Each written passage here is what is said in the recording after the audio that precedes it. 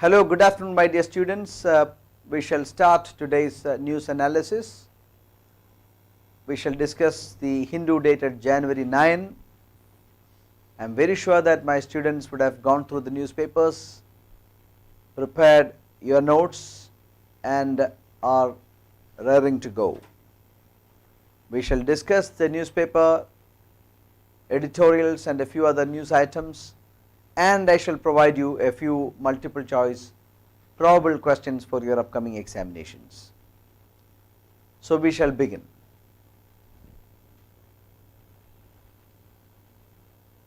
Centre turns to Supreme Court as talks with the farmers fail to break deadlock. Farmers and government have been negotiating. Many rounds of negotiations are up now, but a final solution is yet to come. Now the government seems to have washed its hands. They have asked the farmers union to move the Supreme Court or seek remedy from the Supreme Court. LET commander gets 5-year term for terror financing. Zakiur Rahman Lakhvi, who was an accused in the for financing terrorism, has been detained by Pakistan. So let us take one by one. Mumbai attack mastermind Lashkar-e-Taiba operations commander Zakiur Rahman Lakhvi was sentenced to 5 years in jail on Friday by Pakistan anti-terrorism court for financing terrorism. You must understand that there is huge international pressure on Pakistan to book leaders of terrorist outfits, and in the month of February, FATF, the Financial Action Task Force, will reevaluate the performance of Pakistan, which has already been included in the grey list of FATF. Pakistan is a grey listed country in the FATF, Financial Action Task Force, by FATF. FATF is an agency promoted by the group of 7 rich nations. If any country sponsors terrorism, if any country finances terrorism, then that country may be blacklisted or grey listed. Blacklist is the worst possibility, and Pakistan is one step better, it is grey listed. Since Pakistan is grey listed, Pakistan finds it difficult to get international aid from many major nations. So Pakistan has been trying to improve its credentials as a country that does not sponsor or finance terrorism. So that is why that particular review, the next review meeting of FATF will take place in February. Before February, Pakistan wants to whitewash. So that is why it has booked, criticizes India. So the anti-terrorism court Lahore convicted Lakhvi for commission of offences of terrorism financing in a case registered by the Counter-Terrorism Department CTD for 15 years under different sections of Anti-Terrorism Act 1997. India says that it is a forcible action and it cannot be depended upon. Pakistan somehow that wants to have a clean sheet from FATF and gets international aid. Yes, that is it. Centre turns to Supreme Court as talks with farmers fail to break deadlock. Farmers talk with the centre government seem to have reached a point where no solution is possible. The farmers union say that there cannot be any question but repealing of all the 3 farm laws passed by the union parliament. Government says that yes, it is willing for certain considerations and concessions, but there is no question of going back from the 3 laws enacted. So it has become a deadlock, and farmers union after the meeting, union leaders say that the Minister of Agriculture told them that they had to move the Supreme Court and listen to what the court says. So anyway, the minister later on refuted that, but this is a situation, there has not been any meeting point between them, and they are going to meet again on January 15. Hopefully there may be a solution, but mind you, for the past nearly 45 days farmers have been struggling against the cold winter of Delhi and fighting for what they think are detrimental laws, detrimental to their interests. Prime Ministers hold a meeting with Chief Ministers on vaccination. As we used to discuss every day these days, that India is rolling out its biggest vaccination plan in the shortest period of time. We have got a huge experience in vaccination.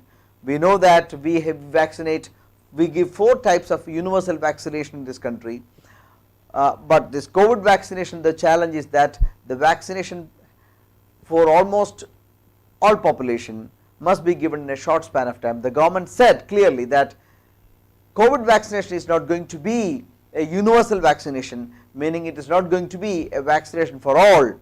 When the government is convinced and confident that the chain of infection is broken, then the government may stop the vaccination, but still crores and crores of people have to be vaccinated before we can reach a situation of that kind.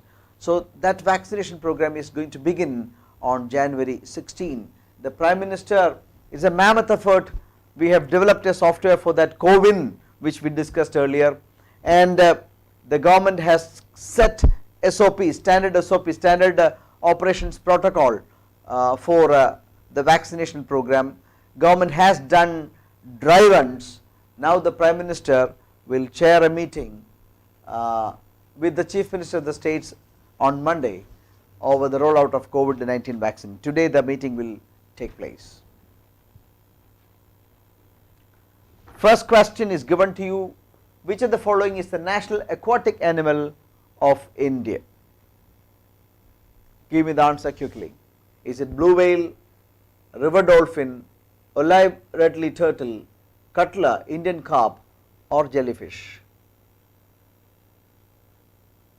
Please give the answer quickly.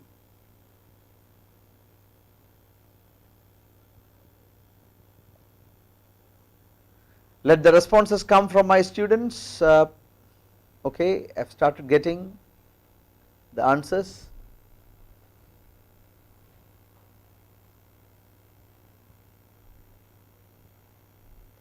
Yes, the answer choices, most of you give 2, not all of you give 2, and the answer is definitely it is river dolphin. The Gangetic river dolphin, or also called Susu, its name is Susu. The Gangetic river dolphin, or Susu, is the national aquatic animal of India. It is one of the national symbols of India.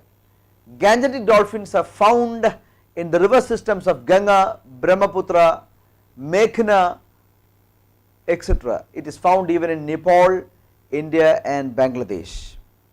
Susu, the Gangetic dolphin, river dolphin, is found not just in India, it is found in Nepal, it is found in Bangladesh, it is found in India too.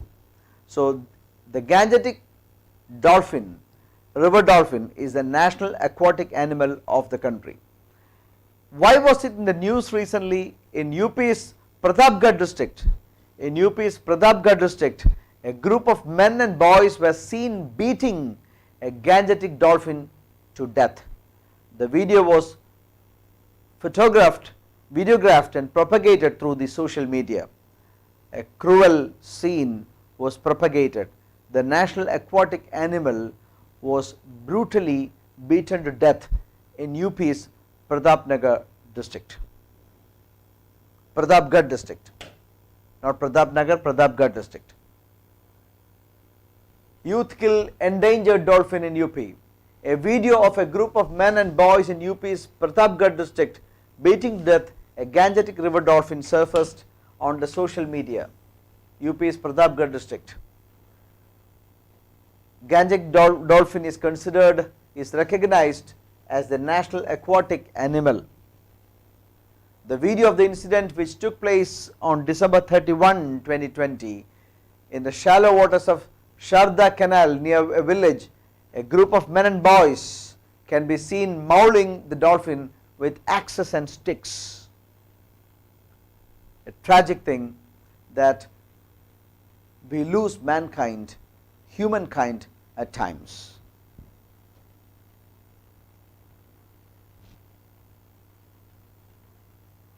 Optimism unbounded, and this is the Hindu editorial on the GDP projections. The National Statistical Organization Office, we discussed that yesterday in the last analysis. The first advanced estimate of economic output for the current financial year posed a picture of an economy rebounding robustly in the second half of the pandemic. Pandemic induced a slump in the preceding 2 quarters. We know that in the first 2 quarters the Indian economy plunged. It nosedived or contracted by 23.9%, 23.9% contraction in the first quarter Q1, and in Q2 it again contracted by 7.5%. The government, the statistical organizations claims that it will rebound in the next 2 quarters, and the total contraction will be 7.7% for the whole year. That is the latest analysis by CSO. The National Statistical Office projected that the GDP for the whole 12 year, April to March, will be 134.4 lakh crore, 134.4 lakh crore, resulting in a contraction of 7.7%. NSO assumes that the output will recover vigorously in the third and fourth quarter. The entire statistics is based on the presumption that in the third and fourth quarter the Indian economy will go back to normalcy, and even vigorously it will grow. It is this mathematical projection which is hard to believe, which is hard to square with the economic reality revealed in the NSO's more detailed statistical forecasts. It is very difficult to chew. Private consumption makes up for 50% of propelling the GDP. Private consumption, the single biggest component, the single biggest item propelling GDP is private consumption.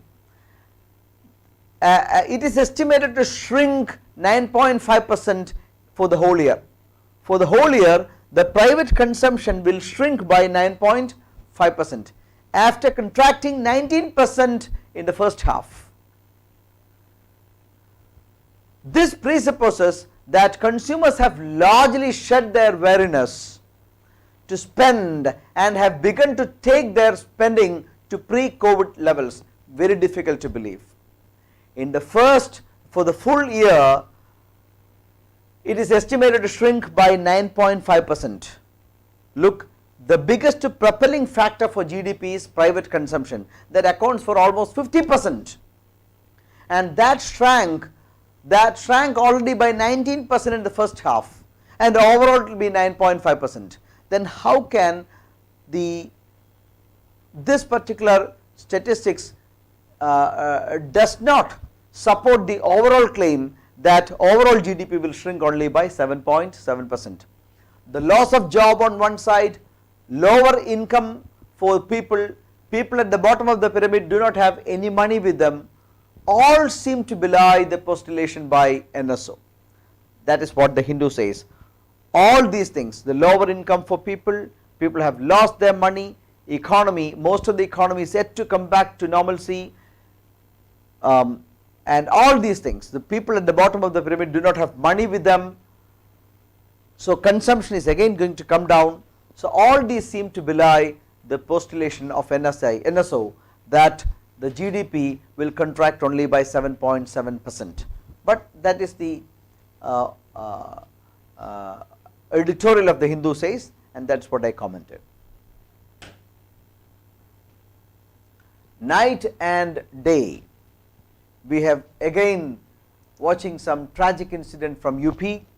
We know that you see Unnao, Hathras and now Badaun, in all these places we could see brutal rape of women and their death.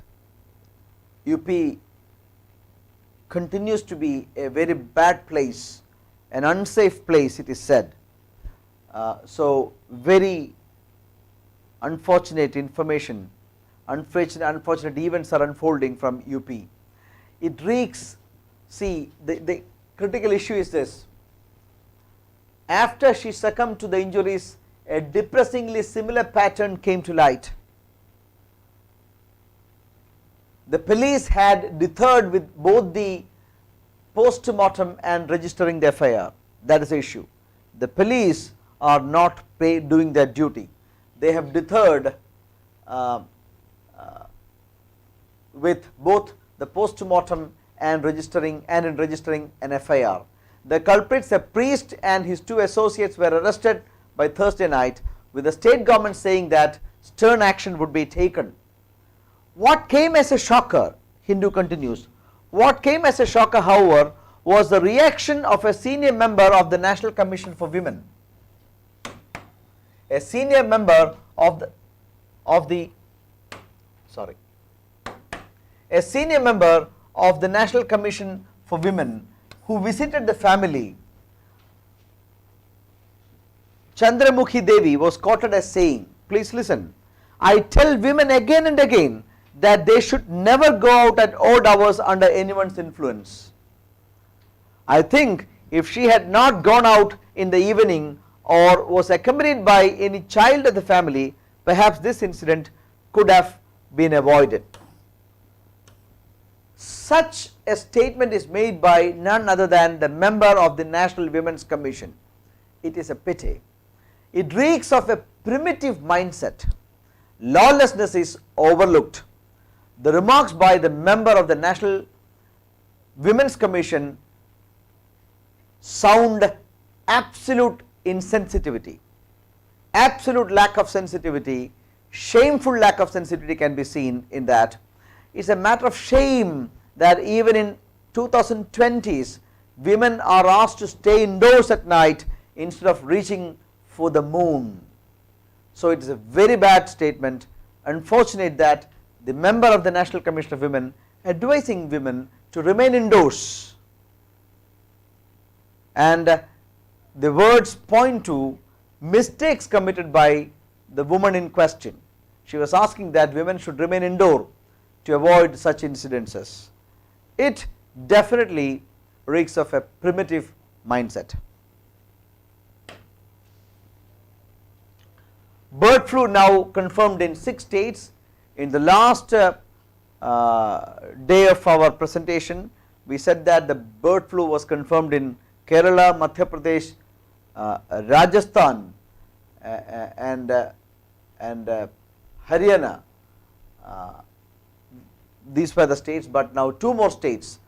Delhi is further, at least 16 unusual bird deaths in part of Delhi are also being investigated, according to the statement from the Ministry of Fisheries, Animal Husbandry and Dairying. So it was just 3 months ago that we declared that we don't have any strain of avian influenza in the country, but we have to be very careful because India is a highly agrarian economy and livelihood of people depends on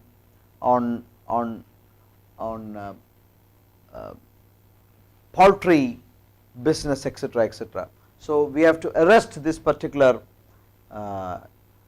spreading of influenza at the earliest. Tata Consultancy Services profit climbed 7.2% on cloud services. IT companies seem to have no bad years for them. the Tata Consultancy Services reported a third quarter consolidated net profit of 7.2% from a year to year, 8,701 crore. Listen, the coronavirus infection has been a shock to almost every industry except for very few. During this time, data consumption went up. It was good for telecom companies. Cloud services, their requirements went up. So TCS seemed to have made a good profit on cloud services. So software as services is the new trend in IT. So the company seems to have, the biggest IT company in India, TCS, are having good times. Sebi issues norms for follow public offers.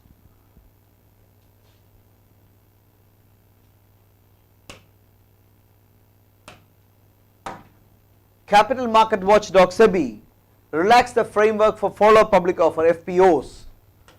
FPO and IPOs are almost the same. IPO means the company comes for the first time with an initial public offering. FPO means a company that has already issued shares to the public coming out again, that is called follow public offerings.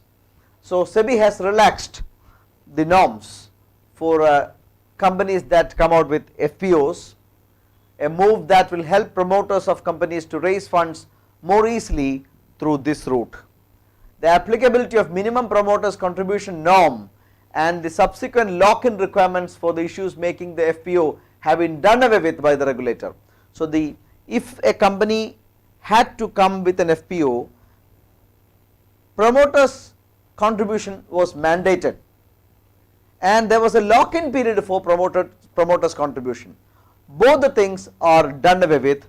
Now there is no promoters contribution required in FPOs and there is no lock-in period naturally for their investment. Their investment is not needed, meaning the entire 100% of the required capital can be mobilized through FPO. Yes, here comes the next question to you, the second one. Under the World Trade Organization WTO norms, a country's food subsidy bill should not breach the limit of -% of the value of production based on the reference price of 1986-88.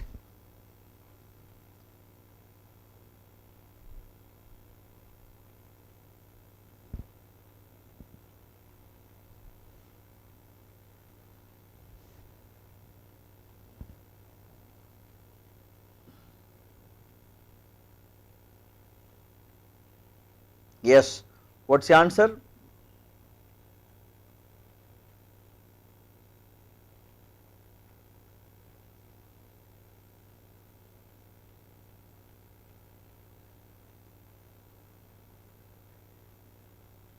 Shall I get any answer from you? Okay, it is 10%. The first option, 10%. I shall explain this question. We know that the World Trade Organization is the international trade watchdog. The World Trade Organization stands to promote free trade amongst countries, amongst nations. So subsidy is something which is against the spirit of free trade. So World Trade Organization has put a cap on subsidy. If the total value of production based on the 1986-88 is 100 rupee, then the subsidy that the country can give on food should be reduced to 10 rupee. That is the meaning of the question. Under the World Trade Organization norms, a country's food subsidy bill should not breach the limit of 10% of the value of production based on reference price of 1986-88. India has been demanding amendments to the formula of calculating food subsidy, as full implementation of its food security program may breach WTO stipulations. WTO has stipulated that only 10% of your total food value production can be given as subsidy. But if we introduce, if our country introduce its food security program in letter and spirit, then the total subsidy bill will overtake 10%. That is a major concern of the country. So India is trying to convince WTO that we require certain amendments to this provision. That is its meaning. Okay.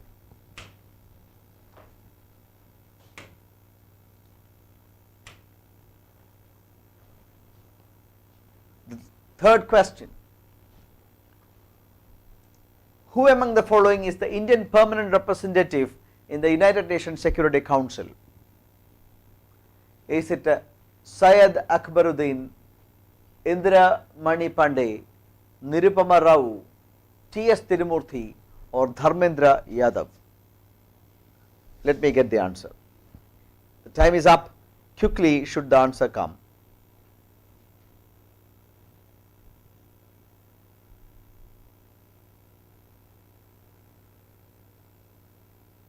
Okay, I have started getting the responses.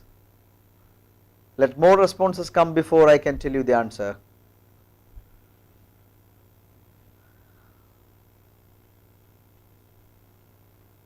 Let more responses come quickly. Option number 4 is correct. T.S. Tirumurthy is India's permanent representative in the United Nations. So Syed Akbaruddin was the former India's permanent representative. Now it is T.S. Tirumurthy. Question number 4. India will chair the following subsidiary bodies of the UN Security Council except. India is going to chair 4 committees. We know that from January 1, India is a non-permanent member of the Security Council for a 2-year term. January 1, 2021 onwards, India is a non-permanent member.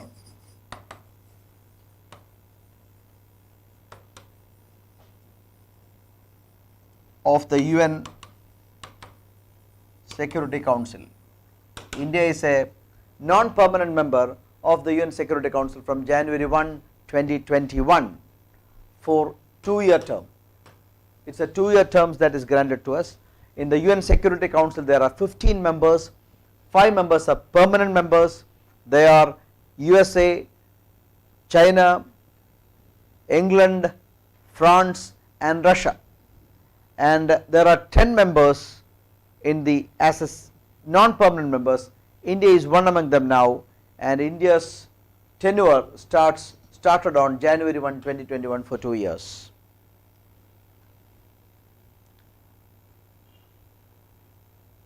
And India is a part of 3 subcommittees, subsidiary committees, bodies of the UN Security Council. And in which committee is India not a member? The answer is the 4th option, Global COVID-19 Vaccination Implementation Committee. India is a member of the Taliban Sanction Committee. India is a member of Counter-Terrorism Committee. India is a member of Libya Sanctions Committee. But India is not a member of the Global COVID-19 Vaccination Implementation Committee. So our answer is the 4th option. Okay, so let us proceed. I think the quizmaster won here.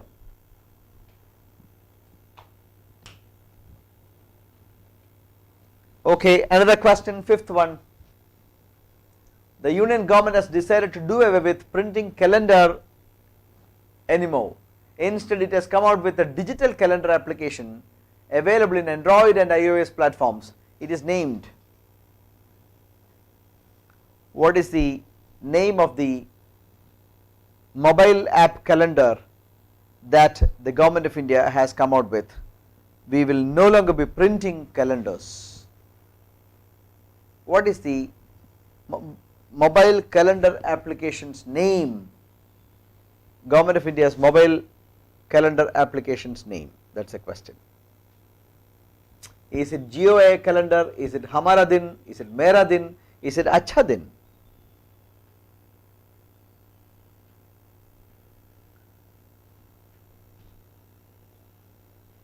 Okay.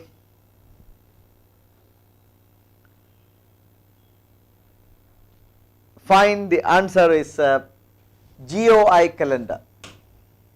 It is not Hamara Din, it is not Acha Din, it is not Mera Din, it is GOI calendar.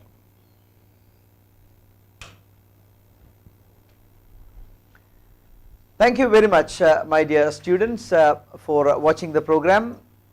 At 3 o'clock today, we have got another live program which is available to all the students. All can watch through the YouTube, and I shall come again with January, that Sunday as well as Monday paper tomorrow. So make sure that you come after reading the January 10 and 11 newspapers, so that we can have a very good discussion and analysis, and you can score good, so that will become a motivation for you to participate in the program more and more. Please ensure that you like our YouTube channels, you give you subscription to our YouTube channel, you like our Facebook page and all other our social media platforms. That will be a great encouragement to us. Thank you very much. Have a good day.